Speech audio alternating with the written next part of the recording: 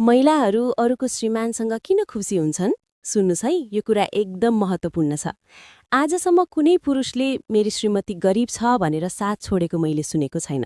तर जब कुनै श्रीमान आर्थिक रूपमा कमजोर हुन्छ, सङ्घर्षको अवस्थामा पुग्छ, त्यसबेला भने कतिपय नारीहरूले आफ्नो श्रीमानको हात छोडेर परपुरुषको हात समातेको देखेको छु। यसले एउटा गहिरो प्रश्न मनभित्र उब्जाउँछ कि आजकल मानिसलाई श्रीमानको मायाभन्दा परपुरुषको धन सम्पत्ति अझ प्यारो लाग्न थालेको हो। हेर, सबै नारीहरू त्यस्ता हुँदैनन् र हुन पनि सक्दैनन्। धेरै नारीहरू छन् जो श्रीमानको आँसुमा आफ्नो आँसु मिसाउँछन्, सङ्घर्षमा ढाल बनेर उभिन्छन् र अभावमा पनि आफ्नो घर सम्हालेर इज्जत जोगाएर बस्छन्।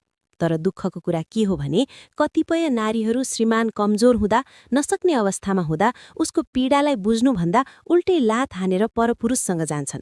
त्यो माया हो त? होइन, त्यो त स्वार्थ हो। सम्पत्ति हुँदा मिठो बोली, राम्रो व्यवहार, माया, सम्मान शब्दै देखिन्छ। तर जब सम्पत्ति सकिन्छ, खल्ती रित्तिन्छ, सङ्घर्ष सुरु हुन्छ, त्यसबेला लात हानेर हिँड्नु माया होइन।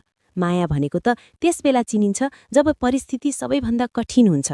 साँचो माया गर्ने मान्छे जस्तोसुकै अवस्थामा पनि आफ्नो श्रीमानको हात छोड्दैन। उसँगै लड्छ, उसँगै रोन्छ, उसँगै उठ्ने साहस गर्छ।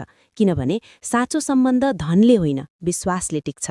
जसले तपाईलाई साँचो माया गर्छ, उसले तपाईको सफलतामा मात्रै होइन, असफलतामा पनि उस्तै साथ दिन्छ।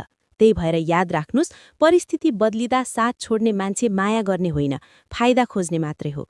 माया त त्यही हो जुन अभावमा पनि छोड्दैन, सङ्घर्षमा पनि छाया बनेर उभिन्छ। हजुर, माया धनमा होइन, साथमा हुन्छ। ल, यो विचार कस्तो लाग्यो कमेन्ट गर्नु ल। अनि अहिलेसम्म मलाई फलो गर्नु भएको छैन भने फलो गर्नु ल।